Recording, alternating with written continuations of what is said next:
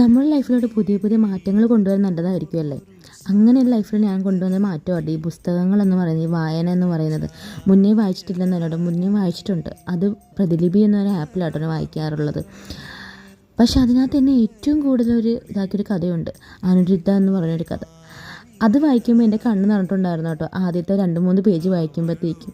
കാരണം അതിൽ ഞാൻ തന്നെയായിരുന്നു, ഞാൻ അന്വേഷിച്ച പല കാര്യങ്ങളും അതിനകത്തുണ്ടായിരുന്നു കേട്ടോ. അതുകൊണ്ടായിരിക്കും ആ കഥ വെച്ച് എൻ്റെ കണ്ണ് നിറഞ്ഞത്.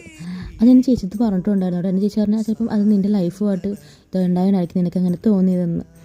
അതൊക്കെ എന്നെ ഒരുപാട് പ്രാന്ത് പിടിപ്പിച്ചൊരു കഥയാട്ടോ, റാം കെയർ ഓഫ് ആനന്ദി. ആ ബുക്കിൽ എന്താണ് അറിയാൻ വേണ്ടി ആ ബുക്ക് ഞാൻ ആദ്യമായി മേടിക്കുന്നത്.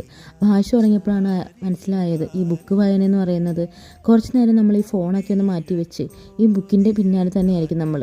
ഫോണിൽ നിന്ന് കുറച്ച് ആശ്വാസം കിട്ടും, പുതിയ പുതിയ കാര്യങ്ങൾക്ക് നമ്മൾ പഠിക്കാനും പറ്റും കേട്ടോ ഈ വായനയുടെ കൂടെ തന്നെ. എൻ്റെ ലൈഫിൽ ഞാൻ കൊണ്ടുവന്ന ഏറ്റവും നല്ല തീരുമാനം കേട്ടോ ഈ പുസ്തകങ്ങളെന്ന് പറയുന്നത്.